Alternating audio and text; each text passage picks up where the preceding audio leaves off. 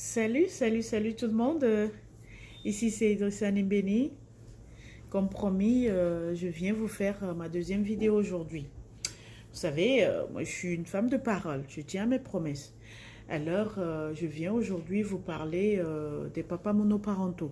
Vous savez, quand on parle de la monoparentalité, tout le monde se focalise sur les mamans seules, alors que c'est un phénomène qui touche aussi les hommes. Il y a des papas qui se retrouvent seuls à élever leurs enfants. Je dirais que la monoparentalité chez les papas est beaucoup plus complexe. On comprend que la femme, elle a l'habitude de gérer le foyer, elle a l'habitude de s'occuper de ses enfants et du jour au lendemain, elle quitte le foyer. Et du coup, le monsieur se retrouve seul dans ce rôle délicat. Et vous voyez à peu près le poids et la responsabilité qui reviennent à ce monsieur. C'est pas chose aisée, c'est pas une mince tâche. C'est vraiment pas facile. Ces messieurs sont vraiment des super héros parce qu'ils sont à la fois des papas et des mamans. C'est pas facile de jongler entre le boulot, l'éducation des enfants et la maison. Il faut arranger les enfants, les amener à l'école, aller au boulot, retourner à l'école les chercher, revenir à la maison, leur faire à manger, faire le ménage et aider les enfants avec leurs devoirs de maison. Et du coup, le monsieur, le papa, il n'a vraiment pas le temps pour lui-même, tellement il est épuisé. Et puis, le lendemain, il reprend la même chose. C'est sa routine. Vous comprenez que c'est pas facile du tout. C'est pas du tout facile.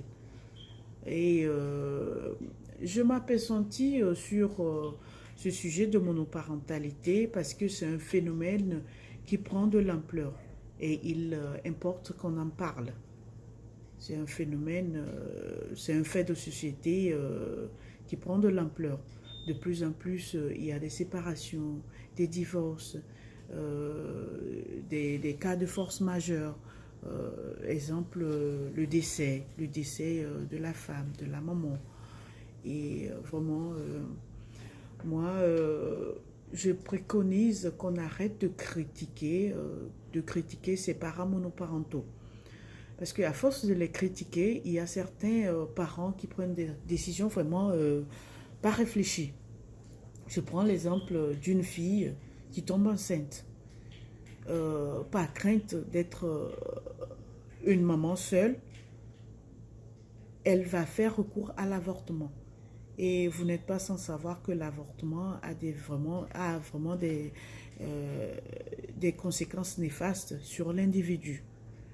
Et il y a aussi des parents, par crainte d'être des parents monoparentaux, ils confient la garde des enfants à l'autre parent ou aux grands-parents. Et du coup, l'éducation des enfants est bafouée. Et les enfants ne reçoivent pas une éducation adéquate. Vous comprenez? C'est pas facile du tout. C'est pas facile. Il est temps, il est temps qu'on encourage, ces mamans et ces papas. Et seuls, il est temps qu'on reconnaisse leur effort. Et ils font vraiment des efforts surhumains pour la survie de leur famille, de leurs enfants. Vraiment, ils sont à encourager. Je ne prône pas la séparation ni le divorce.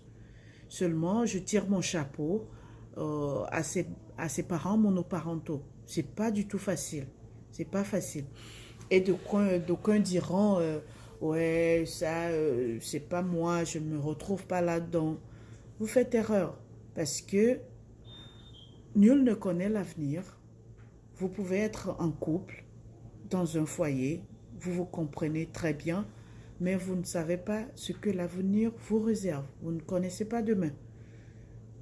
Je ne souhaite à personne, mais il y a des choses qui arrivent dans la vie. Ça peut arriver à tout le monde. Alors, encourager ceux qui sont déjà dans cette situation et il faut qu'ils pensent aussi à refaire leur vie parce que c'est pas encore la fin du monde. C'est pas la fin du monde, ils peuvent refaire leur vie. Voilà, c'est tout ce que j'avais à vous dire aujourd'hui. Je reviendrai dans ma prochaine vidéo, je reviendrai vous parler du chômage. Voilà, sur ce, je vous dis bonne journée et puis à plus tard. Bye.